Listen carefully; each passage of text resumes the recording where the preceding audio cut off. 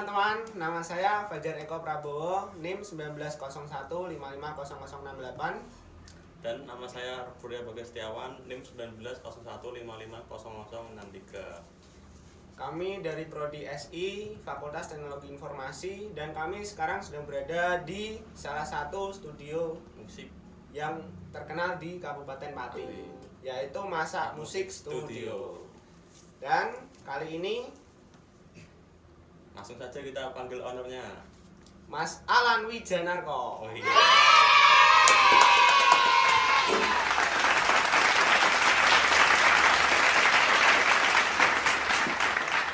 Mas Alan, Ya, gimana nih awal berdirinya Masak Musik Studio? Masak Musik Studio awalnya saya kan memang dari lulusan seni musik gitu ya. Terus waktu itu apa ya, kira-kira yang sesuai dengan bidang, lalu juga kedepannya akan menguntungkan dan belum ada di Pati gitu kan. Lalu akhirnya ya terciptalah ide untuk membuat studio. Awalnya cuma studio band biasa gitu, untuk jamming untuk band-band latihan. Terus akhirnya ternyata banyak juga yang berminat untuk melakukan rekaman, kemudian pesan aransemen. Akhirnya ya berkembang ke ke ranah yang lain, bukan cuma studio musik untuk latihan aja. Terus namanya ini unik banget, Mas. Masak Musik Studio. Musik. Masak Musik Studio itu gimana ceritanya? Oke. Ya, pasti orang pertama berpikiran kalau masak musik, apa ya, memasak musik gitu kan. Orang mikirnya musiknya dimasak gitu ya. Padahal enggak. Pertama saya berpikirnya itu gini, punya keinginan selain musik juga pengen membuat sebuah kafe. Nah gitu. Jadi makanya selain musik di studio ini ada masak-masaknya gitu. Tapi ternyata semakin kesini orang-orang menganggapnya ya itu tadi, apa, untuk memasak musik gitu ya. Ya masak musiknya di sini, di studio masak musik gitu. Apalagi sekarang ada recordingnya ya, Iya, jadi kesannya makin emang bener ke situ masak musik arahnya. ya. Jadi artinya, tapi sebenarnya awal mulanya ya itu tadi, pengen buat studio musik yang ada kafenya masak-masak gitu. Nah, kan ini saya lihat kan studionya bagus nih, Mas. Awal modalnya itu berapa, Mas, kalau boleh tahu? Modal awal. Ini jujur ya jawabnya ya? Iya. Oke. Jadi awalnya modalnya itu ya, kalau misalkan modal saya sendiri tuh nggak cukup gitu ya. Memang harus membutuhkan bantuan dari Investor. Ya, dari Investor. pihak-pihak yang lain. Terutama kebetulan investornya orang tua sendiri. Berarti orang tua support ya? Iya, orang tua support emang seperti itu. Terus lumayan, buat saya ini lumayan besar juga gitu ya. Jujur ini habisnya cuma seruangan ya. Satu ruangan ini cuma ukuran 5 kali 47 meter. Habisnya 135 juta. Modal awal itu ya. tapi hasilnya juga rinciannya gini, studio untuk membuat ruangan ini tuh 20 juta ya. Terus yang lumayan itu alatnya ya paling nggak menengah ke atas kualitasnya gitu kan, itu 90. alatnya ya yang Alatnya ya lumayan, alat dan ini speaker, monitor gitu. Terus lain-lainnya itu ini sewa gedung ya. Jadi di sini bukan rumah sendiri tapi masih sewa gitu. kontrak gitu ya. Kontrak gitu. Terus tapi dengan modal segitu ini hasilnya udah kayak studio yang bener-bener standarnya tuh udah di atas rata-rata studio-studio yang ada gitu ya. Dilihat dari mana ini? Tampilannya. Iya. Tampilannya pertama mesti orang keren. memang saya akui ya, pertama kali orang kesini tuh carinya apa? Spot foto. Kesini carinya apa? Ini kayak ada lampu-lampu di belakang, di mana ya itu ya? Terus mereka search gitu kan. Ketemu di masak musik studio gitu. Mungkin di studio yang lain konsepnya ini yang lebih terang daripada yang lain. Biasanya kan kalau di studio dia cenderung gelap di dalam studionya. Di orang pertama lihat, wah terang, terus ada lampu-lampunya banyak gitu kan. Akhirnya dicarilah spot foto, bukan untuk ngebandnya pertama. Ya, keren juga ya. Terus ini kayaknya saya lihat ini masak musik studio itu selalu ramai setiap hari. Terus juga pasti di masa pandemi ini masak musik studio juga mengalami dampak dari pandemi ini. Itu perbedaan dari sebelum pandemi sama setelah pandemi ini kayak gimana? Oke. Ya kebetulan memang ini berjalan berapa tahun ya berarti? Dari tahun 2016 studionya ini kan memang awalnya memang baru beberapa aja yang tahu studio masak musik gitu ya, dan sekarang sudah memang tadi yang disebut Mas Eko gitu ya, kalau emang sudah lumayan yang hampir setiap hari lah ada gitu. Dan memasuki masa pandemi ini berkurang drastis gitu ya, untuk peminat di studionya ya, karena memang dibatasi untuk PSBB-nya gitu kan. Untuk sini juga saya juga sempat menutup beberapa minggu gitu sampai benar-benar suasana sudah lumayan, akhirnya dibuka dan itu pun dibatasi untuk jamnya. Sekarang maksimal sampai jam 10 di Pati. Sekarang juga maksimal peraturannya sampai jam 10 malam gitu bukanya.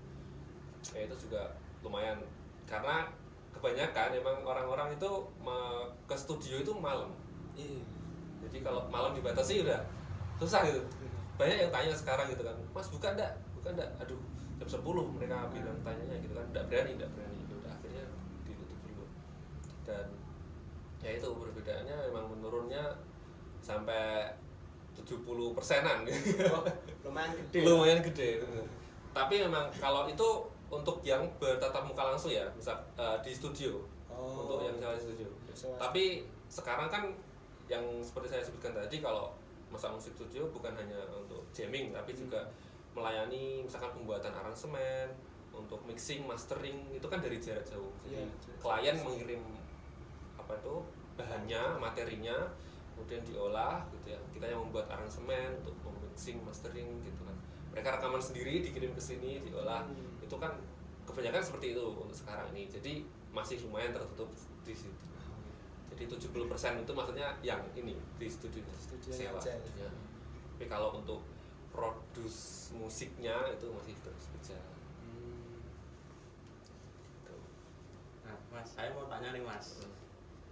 Ada gak sih Mas orang yang iseng pas nyewa studio, pulang-pulang kok drumnya bolong, gitarnya rusak atau gimana? Ada gak Mas yang iseng kayak gitu? Oh ya, jadi memang sudah di wanti-wanti sebelumnya kalau mengatasi hal seperti itu gitu ya. Caranya setiap selesai jamming mereka gitu ya, jangan bayar dulu, tapi kita masuk, yang jaga studio masuk dulu, cek semua alat, baru mereka boleh bayar. Dari situ kan kita tahu, oh senarnya putus nih, simbalnya pecah, sticknya patah gitu kan, atau itu tadi jebol ya, senarnya jebol. Nah jadi itu ketahuan nanti. Ini baru bayar mereka gitu. Jadi selama ini belum pernah sih kejadian seperti itu yang iseng-iseng kayak gitu, karena ya itu tadi sistem. Nah, ini kita lihat sampai sekarang ini masa musik kan udah seperti ini, seperti yang dilihat lah, udah ramai setiap hari, udah penghasilan juga pasti juga udah besar kan.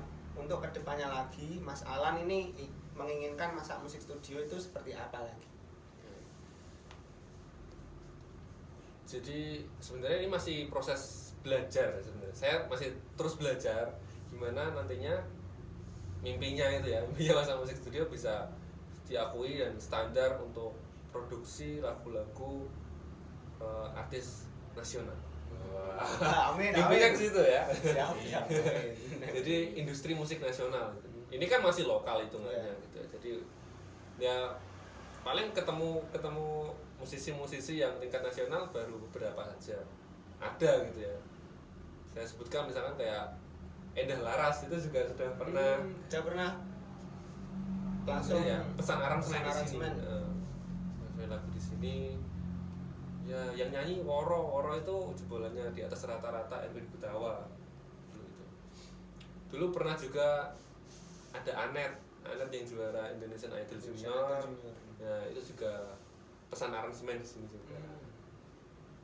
Ya, di situ udah mulai dikenal oleh orang-orang kalangan yang musisi nasional gitu ya.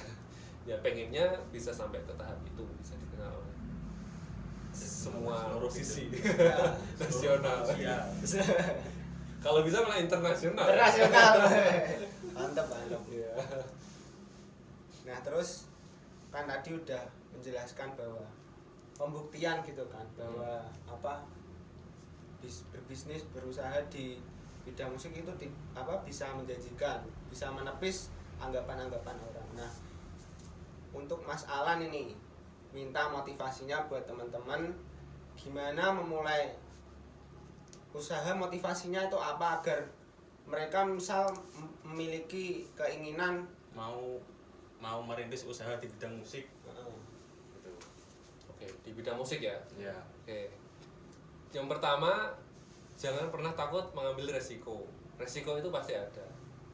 Jadi jangan pernah takut gagal sebenarnya itu ya.